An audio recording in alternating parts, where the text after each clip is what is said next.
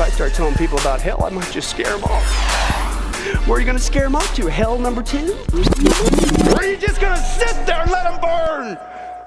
One of the things you said was that this, we have had a reprieve, basically, where the Christians came out and they voted, but the other people they're highly upset.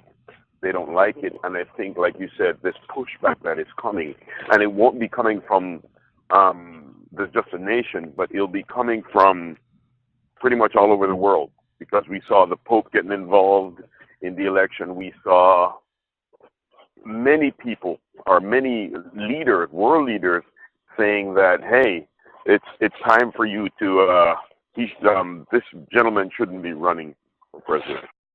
Yeah, and I think that what you're seeing is people becoming more and more aware, for example, of American culture was a application at many points, not at every point, of biblical Christianity, of Old Testament values that many of the Puritans implemented and stuff like this.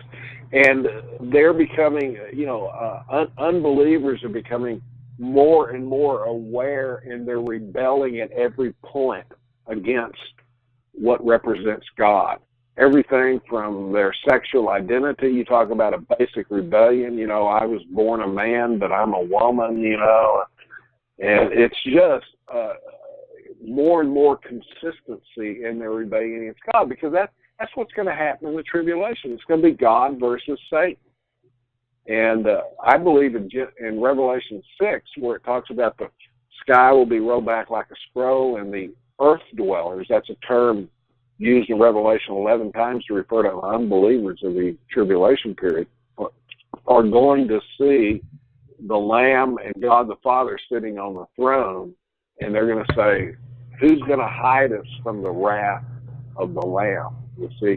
And so I think that's a theophany, and people in the tribulation are going to know that this is God versus man. And we're seeing this come out, that these people are making fun of Christians today like they never have in Hollywood. And it's they're wanting to corrupt their children. They're wanting to rebel against, what they see as oppressive biblical standards and things that our country used to be, hold up.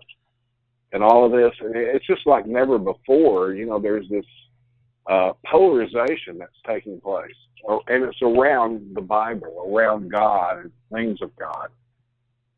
Yeah, just going back to the presidential issues for a second, while correlating with what you're saying here, is we didn't understand how far we've gone until the elections happened. Because everything that came after that was like, what? What is going on here? It was just like a nightmare. And it's still going on in some sense. Oh, yeah, very much so. Who knows? I mean, we could have riots, daily at some point in the future. I don't know. I don't know what's going to happen. Yeah. Well, they were talking about there's supposed to be an event coming up for May Day, May 1st. Oh, wow. A huge event that's supposed to be coming. I don't know how true it is, but that's what I've heard. And we have to continually pray for our nation, pray for our leader. That's what the Word of God calls for us to do.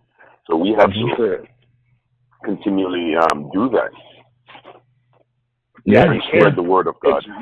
It's very hard to preach the gospel in the middle of a riot. Yeah. But you got George Soros, that thing they had yesterday about Women's Day or something, they were all supposed to stay home.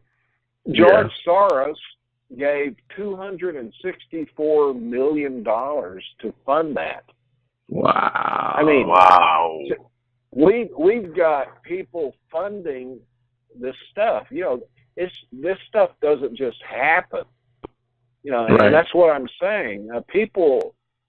and they're not even Americans, outsiders who want to fund the decline of America for some kind of global initiative. You see, that they feel they've got it, whether it's environmentalism, that they believe that we're ruining the planet And so to save the planet, they've got to do away with Christianity because Christianity believes in the cultural mandate and all of this. It's just amazing to me. And that's where the Jews, in fact, I have a friend coming full circle, so to speak, from what we began talking about. I have a friend who wrote a book called Nazi Oats, and he showed that the Nazis were heavy into environmentalism. They were going to depopulate Poland. Yeah, that's true. To be a recreational area for the Nazis, for the Germans, you see. And part of that was killing the Jews because the Jews believed in the cultural mandate, and instead of letting nature take over and all of this. He has 2 chapters in there showing that the modern environmentalist movement fits exactly what the Bible describes as Baalism in the Old Testament, worship of nature, you see. And that's where we're at. Yeah, it's disturbing. Absolutely. It's disturbing because speaking of Baalism, we have Islamic terrorists telling their fighters to eat their captives, eat their victims. It's just sick. Why are they saying that? I have no idea. I didn't even do a lot of research into it. I just saw it and kind of like left it alone. So for me, all I said was, okay, this is just demonic. I mean, the whole belief system in Islam is demonic anyway. But now you add this, and you see where the word cannibal or cannibalism came from is a form of Baal worship going back to the Canaanites. Ah, yeah, okay. Yeah. So and Doctor, what you just said, you talk about the Baalism. I think last year, both in New York and in Paris, they wanted to put the gates of the Temple of Baal. Am I correct, Chris? They wanted to erect the temple, the doorposts, so to speak, or the doorway in New York and in France.